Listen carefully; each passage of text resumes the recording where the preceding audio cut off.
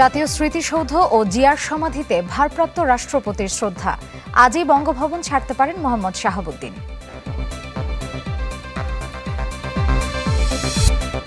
সেনা সদর নির্বাচনী পর্ষদ উদ্বোধন প্রধানমন্ত্রীর। যোগ্যতার ভিত্তিতে কর্মকর্তাদের পদোন্নতির নির্দেশনা।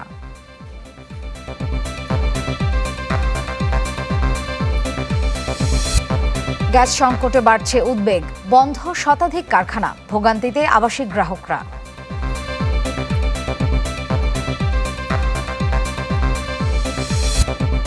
কমিশনার একরামুল হত্যায় অভিযোগ আমলে নিলেন ট্রাইব্যুনাল। জুলাইয়ে ইয়ামিন হত্যায় ১৩ আসামির বিরুদ্ধে গ্রেপ্তারি পরোয়ানা। আগামী মাস থেকে পরীক্ষামূলকভাবে প্রবাসী কার্ড বিতরণ। কমবে হয়রানি, বাড়বে সুবিধা।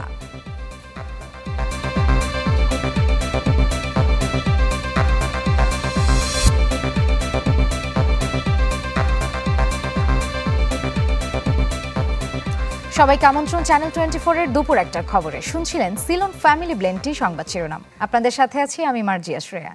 ভারপ্রাপ্ত রাষ্ট্রপতি হিসেবে দায়িত্ব গ্রহণের পর মহান মুক্তিযুদ্ধের বীর শহীদদের প্রতি শ্রদ্ধা নিবেদন করেছেন হাফিজউদ্দিন আহমদ। বেলা 11টা 40 জাতীয় স্মৃতিসৌধে ফুলেল শ্রদ্ধা জানান তিনি। শ্রদ্ধা নিবেদন শেষে শহীদদের স্মরণে কিছুক্ষণ নীরবে দাঁড়িয়ে থাকেন এবং পরে পরিদর্শন বইয়ে স্বাক্ষর করেন। 3 বাহিনীর একটি চৌকস দল তাকে গার্ড অব অনার প্রদান করে। উপস্থিত ছিলেন 3 বাহিনীর প্রধান। পরে শেরেবাংলা নগরে শহীদ রাষ্ট্রপতি জিয়াউর রহমান এবং সাবেক প্রধানমন্ত্রী বেগম খালেদা জিয়ার সমাধিতে শ্রদ্ধা জানান হাফিজউদ্দিন আহমদ। তাদের আত্মার মাগফিরাত কামনা করেন, দোয়া ও মোনাজাত।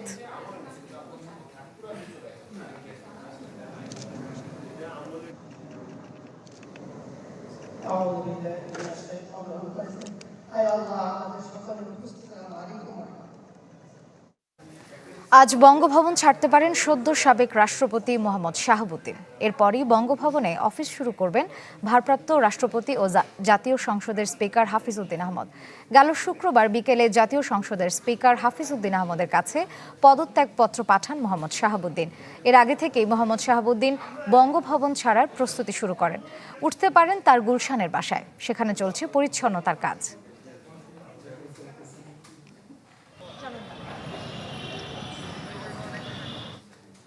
এই মুহূর্তে বঙ্গভবনের সামনে আছেন সহকর্মী আহমেদ সোহাগ, যাচ্ছি তার কাছে। সোহাগ, আমরা যতটুকু জেনেছি যে ভারপ্রাপ্ত রাষ্ট্রপতি সকল আনুষ্ঠানিকতা শেষ করে আজই হয়তোবা বঙ্গভবনের দাপ্তরিক কার্যক্রম শুরু করবেন। একই সাথে সাবেক রাষ্ট্রপতি আজকেই বঙ্গভবন ছাড়তে পারেন। সবশেষ কি পরিস্থিতি আছে জানাবেন। আমরা গত কয়েকদিন ধরে যেমনটা শুনছিলাম, বিশেষ করে গত 2 দিন, শুক্রবারে তিনি পদত্যাগ করার পরে আজ রোববার তার এই মূল বাসভবন যেটা রয়েছে বঙ্গভবন, তিনি আজ ত্যাগ করবেন। আজ সকাল থেকে আমরা শুনছিলাম 12টার পরে তিনি ত্যাগ করবেন। কিছুক্ষণ আগে আমরা ভিতরে যে সকল কর্মকর্তারা রয়েছেন তাদের মারফতে জানতে পেরেছি তিনি হয়তোবা 1:30 থেকে 2টা এর মধ্যবর্তী সময়ে বঙ্গভবন ত্যাগ করে যাবেন। ভিতরের যে প্রস্তুতি রয়েছে এবং আনুষ্ঠানিকতা রয়েছে বঙ্গভবন ত্যাগ করতে গেলে, সেই আনুষ্ঠানিকতা ইতোমধ্যে তিনি সম্পূর্ণ করেছেন, এমনটা আমরা জানতে পেরেছি। তবে পুরোপুরি নিশ্চিত হওয়া যাবে যখন তিনি আসলে বঙ্গভবন ছেড়ে যাবেন।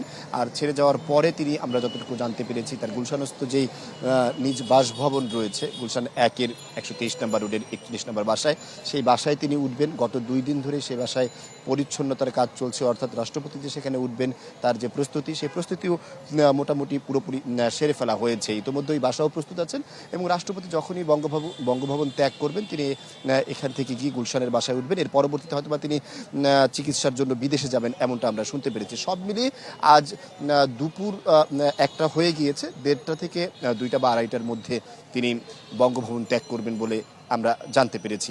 বাকিটা তিনি ত্যাগ করবেন যখন, তখন পুরো নিশ্চিত খবর জানানো যাবে। শ্রেয়া, ধন্যবাদ সোহাগ। দর্শক, আমরা সরাসরি যুক্ত ছিলাম বঙ্গভবনের সামনে। সাবেক রাষ্ট্রপতি হিসেবে সব সুযোগ সুবিধা পাবেন মোহাম্মদ শাহাবুদ্দিন। সচিবালয়ে পুলিশের সাহসিকতা ও প্রশংসনীয় কাজের স্বীকৃতির অনুষ্ঠানে এ মন্তব্য করেন স্বরাষ্ট্রমন্ত্রী সালাহউদ্দিন আহমদ। বলেন, শারীরিক অসুস্থতার কারণে সাংবিধানিকভাবে রাষ্ট্রপতির পদত্যাগের বিধান আছে। যারা মোহাম্মদ শাহাবুদ্দিনের বিরুদ্ধে বক্তব্য দিচ্ছে তাদেরও সে অধিকার আছে। এ সময় উল্টো রথ যাত্রার সাথে আইইডি বোমা পাওয়ার কোনো সম্পর্ক নেই বলেও মনে করেন স্বরাষ্ট্রমন্ত্রী। সম্মাননা প্রদান করা হবে। এই জন্য আপনাদের তার সকল ব্যাগটা উদ্ধার করতে সক্ষম হয়, তারা চেক করে দেখে যে তার সাবেক রাষ্ট্রপতি হিসাবে তিনি আইন অনুযায়ী যা সুযোগ পাবেন সেটা অবশ্যই পাবেন। সনাতন ধর্মাবলম্বীদের যে অনুষ্ঠান রথযাত্রা এবং উল্টো রথ সরকারের গোয়েন্দা সংস্থাগুলো সমন্বিতভাবে কাজ করেছে, কিন্তু এই যে ইলেকট্রনিক ডিভাইসটা ইমপ্রুভড সেটা ঘটনাক্রমে বা কাকতালীয়ভাবে ওই দিন পাওয়া যায়, সেটার সাথে আপনি সম্পর্কিত করছেন। রাজনৈতিক মতাদর্শ ও ব্যক্তিগত পছন্দ অপছন্দের ঊর্ধ্বে উঠে যোগ্যতার ভিত্তিতে সেনা কর্মকর্তাদের পদোন্নতি দিতে হবে। সকালে সেনা সদর নির্বাচনী পর্ষদ 2026-এর আনুষ্ঠানিক উদ্বোধনী অনুষ্ঠানে কথা বলেন প্রধানমন্ত্রী তারেক রহমান। এ সময় স্বাধীনতা যুদ্ধে শহীদ ও বীর মুক্তিযোদ্ধা এবং দায়িত্ব পালনকালে শহীদ ও আহত সেনা সদস্যদের স্মরণ করেন প্রধানমন্ত্রী। অনুষ্ঠানে সেনা প্রধান, প্রধানমন্ত্রীর প্রতিরক্ষা উপদেষ্টা সহ ঊর্ধ্বতন সামরিক কর্মকর্তারা উপস্থিত ছিলেন।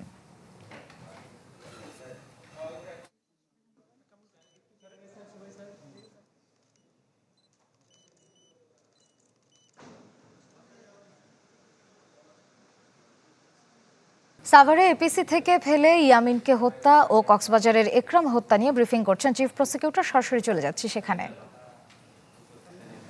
এম সায়েদ রনি, মোহাম্মদ আলী, সোহেল মিয়া, মাহফুজ মিয়া, মঞ্জুরুল আলম রাজীব, আতিকুর রহমান আতিক, ফখরুল আলম সমর, মেহেদি হাসান তুষার, রাজু আহমেদ ফরিদ, জামান খান, মিজানুর রহমান ওরফে জিএস মিজান, শরীফুল আশরাফুল আলম বাবুল, এই 19 জনের বিরুদ্ধে আমরা আমাদের ইনভেস্টিগেশন এজেন্সি তাদের বিরুদ্ধে প্রাথমিক অভিযোগ পাওয়ার পর আমার কাছে রিপোর্ট দাখিল করে এবং সেই অনুযায়ী আমি তাদের বিরুদ্ধে আমি নিজে বাদী হয়ে আজকে ফর্মাল চার্জ দাখিল করলাম। মাননীয় ট্রাইব্যুনাল এই ভিডিও ফুটেজটি তারা দেখেছেন এবং অত্যন্ত আবেগ আপ্লুত হয়ে তারা এই ভিডিও ফুটেজটি দেখেছেন এবং এই আসামিদের বিরুদ্ধে ট্রাইব্যুনাল অভিযোগ আমলে নিয়েছেন এবং আমাদের প্রেয়ার অনুযায়ী যারা ইতিমধ্যে গ্রেফতার আছে তাদেরকে এই মামলায় সনেরেস্ট করেছেন, যারা পলাতক আছে তাদের বিরুদ্ধে গ্রেফতারি পরোয়ানা দিয়েছেন এবং আগামী 25/8/26 তারিখে এটি পরবর্তী এই প্রতিবেদন মানে এক্সিকিউশন রিপোর্টের জন্য দিন ধার্য করেছেন। এই হচ্ছে আমাদের আসাবুল ইয়ামিন ইয়ের ব্যাপার। আরও একটা হৃদয়বিদারক ঘটনা যেটা সারা দুনিয়ার মানুষ জানে, আপনারাও জানেন, এবং সেটি হচ্ছে যে কক্সবাজারে কাউন্সিলর একরাম, বহুল প্রতীক্ষিত এই ঘটনাটা, যে ঘটনাটা 2018 সালে 26শে মে রাতে এই হৃদয়বিদারক ঘটনাটি ঘটেছিল। যে আপনারা জানেন তৎকালীন ফ্যাসিস্ট সরকার তারা যে মতের মানুষই হোক না কেন, যখনই তাদের মতের বিরুদ্ধে আচরণ করত তখনই তাদেরকে বিভিন্ন ট্যাগ দিয়ে তাদেরকে টার্গেট করে অপহরণ করা হতো, পরবর্তীতে তাদেরকে কাউকে আয়নাঘরে বন্দি করা হতো অথবা কাউকে ক্রসফায়ারের নামে হত্যা করা হতো। এরকম একটি ঘটনা হচ্ছে আমাদের তৎকালীন কাউন্সিলর একরাম হত্যা মামলা, যেখানে একরামের মোবাইল ফোনটা সুইচ অন ছিল এবং সেই সুইচ অনটা থাকা অবস্থায় তার মেয়েরা এবং তার স্ত্রী এই হত্যাকাণ্ডের এই যে মানে ফায়ারিংয়ের আওয়াজ, তারপরে একরামের যে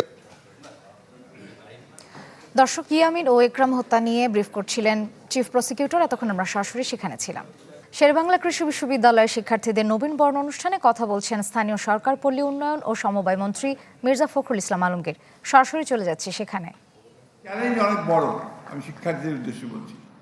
এই চ্যালেঞ্জটা হচ্ছে যে বাংলাদেশের জন্য আরও বেশি, যে আমরা দীর্ঘ 15 বছর, লাস্ট 15 ইয়ার্স আমাদের ইকোনমিটা একদম র্যাভিশ, ধ্বংসপ্রাপ্ত হয়েছে, একেবারে ভেঙে দিয়েছে, চুরমার করে দিয়েছে। এখন এটাকে নতুন করে গড়ে তোলা খুব বড় চ্যালেঞ্জের, এবং আজকে যারা শিক্ষার্থী তাদের সামনে ভবিষ্যৎটাও খুব বড় চ্যালেঞ্জের। কারণ এখানে চতুর্দিকে একটা অনিয়ম, চতুর্দিকে একটা অস্থিতিশীলতা, সবগুলো ইনস্টিটিউশনকে ভেঙে ফেলা হয়েছে, এগুলোকে আবার রিবিল্ড করতে হচ্ছে। এই রিবিল্ড করাটা কিন্তু সোজা কথা নয়। এটা করার জন্যে যে পরিমাণ দৃঢ়তা দরকার, যে পরিমাণ সাহস দরকার, যে পরিমাণ প্রজ্ঞা দরকার, ভিশন দরকার, সেটা আমাদের নেতার আছে বলে আমরা মনে করি।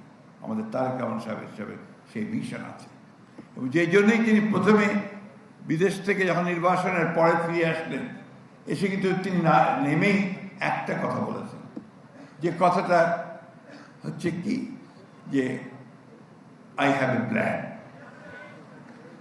I have a plan. এই প্ল্যান কথাটার অর্থটা আমার একটা পরিকল্পনা আছে, সেই পরিকল্পনা হচ্ছে রাষ্ট্রটাকে তৈরি করবা। শেরেবাংলা কৃষি বিশ্ববিদ্যালয়ে শিক্ষার্থীর নবীনবরণ অনুষ্ঠানে কথা বলছেন মির্জা ফখরুল ইসলাম আলমগীর। এতক্ষণ আমরা সরাসরি সেখানে ছিলাম। মহেশখালীর ভাসমান এলএনজি টার্মিনালে অগ্নিকাণ্ডের পর থেকে দেশজুড়ে তীব্র হয়েছে গ্যাস সংকট, যার প্রভাবে গেল কয়েকদিন ধরে রাজধানীর ফিলিং স্টেশনগুলোতে চোখে পড়ছে যানবাহনের দীর্ঘ লাইন। ঘন্টার পর ঘন্টা অপেক্ষার পরও কাঙ্ক্ষিত গ্যাস না পাওয়ায় বাড়ছে দুর্ভোগ। সবচেয়ে ভোগান্তির শিকার হচ্ছে সিএনজি চালিত অটোরিকশার চালকরা। দ্রুত গ্যাস সরবরাহ স্বাভাবিক না হলে রাজধানীর গণপরিবহন ব্যবস্থায় আরও চাপ বাড়ার শঙ্কা রয়েছে। এদিকে গ্যাস সংকটে বন্ধ রয়েছে দেশের বিভিন্ন কারখানা, যার বিরূপ প্রভাব পড়েছে অর্থনীতিতে। অন্যদিকে রাজধানীর অনেক এলাকায় লাইনে গ্যাসের চাপ না থাকায় জ্বলছে না চুলা। আগামী মাস থেকে পরীক্ষামূলকভাবে চালু হবে প্রবাসী কার্ড। এর মাধ্যমে বিশ্বের যে কোনো প্রান্ত থেকে তোলা যাবে নগদ অর্থ, দেয়া যাবে হোটেল, ফ্লাইট বুকিং। এছাড়া দেশের মোবাইল ফাইন্যান্সিয়াল সার্ভিসগুলোতেও করা যাবে লেনদেন। একই সাথে এই কার্ডধারী প্রবাসীরা দেশ বিদেশের বিমানবন্দরে পাবেন বাড়তি সুবিধা। বিস্তারিত মাসুম মিয়ার প্রতিবেদনে। এই মানুষগুলোর সাথে তাদের পরিবার আর দেশের দূরত্ব হাজার হাজার মাইল। শীত গ্রীষ্মের প্রতিকূলতা উপেক্ষা করে হাড় ভাঙা খাটুনির পর দেশে পাঠান উপার্জিত অর্থ, যা রেমিটেন্স নামে দেশের অর্থনীতির ভিত শক্ত করে ধরে আছে। দশকের পর দশক ধরে এই প্রবাসীদের অভিযোগ, দেশ তাদের পাশে থাকে না, মেলে না প্রয়োজনীয় স্বীকৃতি, সুবিধা। বিগত সরকারগুলো প্রবাসীদের কল্যাণে নানা প্রকল্প আর বরাদ্দ দিলেও হয়রানি আর বঞ্চনার ইতি ঘটেনি। এবার প্রবাসী কার্ড দিয়ে দীর্ঘদিনের ভোগান্তি কমাতে চায় বিএনপি সরকার। আগামী মাস থেকে পরীক্ষামূলকভাবে এই কার্ড বিতরণ শুরু হবে। আন্তর্জাতিক ইএমভি চিফ প্রযুক্তি সম্পন্ন প্রবাসী কার্ড দিয়ে বিশ্বের যে কোনো প্রান্তে এটিএম থেকে তোলা যাবে নগদ অর্থ। এনএফসি ট্যাব অ্যান্ড পে সুবিধা ছাড়াও লেনদেনের অর্থ স্থানান্তর করা যাবে বিকাশ, নগদ উপায়সহ অন্যান্য মোবাইল ফাইন্যান্সিয়াল সার্ভিসে। এছাড়া দেওয়া যাবে দেশীয় ও আন্তর্জাতিক হোটেল, ফ্লাইট বুকিং। এই কার্ডধারী প্রবাসীদের জন্য থাকবে বিশেষ আরও কিছু সুবিধা। বিমানবন্দরে দীর্ঘ লাইনে না দাঁড়িয়ে পাবেন অগ্রাধিকার ভিত্তিক বিশেষ ইমিগ্রেশন বুথ এবং বিনামূল্যে complimentary meet the great service. একই সাথে দেশ বিদেশের যে কোনো আন্তর্জাতিক বিমানবন্দরের লাউঞ্জে ফ্রি প্রবেশের সুবিধা পাবেন তারা। থাকবে সরকারি হাসপাতালে নির্ধারিত কাউন্টার সহ বেসরকারি হাসপাতালে আর্থিক ছাড়ও। আগস্ট মাসে প্রাথমিক ধাপে 500 নারী কর্মী দিয়ে এই সেবা চালু হবে বলে জানান জনতা ব্যাংকের এই ব্যবস্থাপনা পরিচালক। ধাপে ধাপে বাড়িয়ে এই বছরের মধ্যেই 2 লাখ কর্মীকে আনা হবে প্রবাসী কার্ডের সেবার আওতায়। কার্ড হোল্ডার যারা থাকবে তারা একটা বিশেষ মর্যাদা বহন করবে এবং এই কার্ডগুলোকে পর্যায়ক্রমে বিভিন্ন ধরনের কার্ড ইউজ করা হবে। যারা একটু বেশি লেভেলের ইউরোপে বা অন্যান্য জায়গায় বেশি আর্ন করে, বেশি রেমিটেন্স করে, তাদের জন্য হয়তো এক ধরনের ব্যবস্থা থাকবে। আধুনিক যে সমস্ত ব্যাংকিংয়ের সব ধরনের সুযোগ এই কার্ডে দেওয়া থাকবে। এই উদ্যোগ প্রবাসীদের ব্যাংকিং চ্যানেলে রেমিটেন্স পাঠাতে আরও বেশি উদ্বুদ্ধ করবে বলে মনে করছেন খাত সংশ্লিষ্টরা। রেমিটেন্সের সম্পূর্ণ সুফলটা ভোগ করি না, কারণ দেখা যায় যে অনেকেই এই বিভিন্ন জটিলতা, দেরি হয়, সব জায়গায় ব্রাঞ্চ নেই, ছুটি নিয়ে তিনি ব্যাংকে যেতে পারছেন না। তারা সহজ পন্থা ইনফর্মাল সেক্টরকে ব্যবহার করে এবং সেই টাকাটা দেশে আসে, কিন্তু সেটা কিন্তু দেশের অর্থনীতিতে কোনো যোগ আমরা হতে দেখি না। এটা কিন্তু একটা বড় সম্ভাবনার জায়গা যদি আমরা বাধ্যতামূলক করতে পারি যে যেভাবেই হোক সেই কার্ডের মাধ্যমে টাকা পাঠাবে।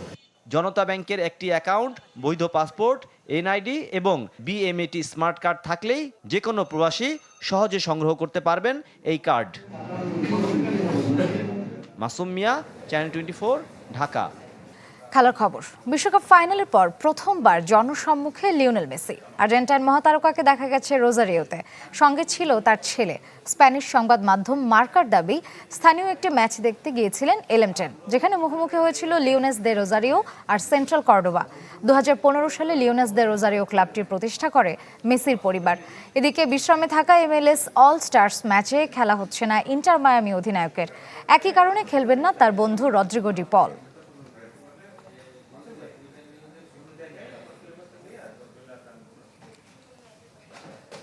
কিছুক্ষণের মধ্যে বঙ্গভবন ছাড়তে যাচ্ছেন মোহাম্মদ শাহাবুদ্দিন। সেখানে আছেন সহকর্মী আহমেদ সোহাগ। যাচ্ছি তার কাছে।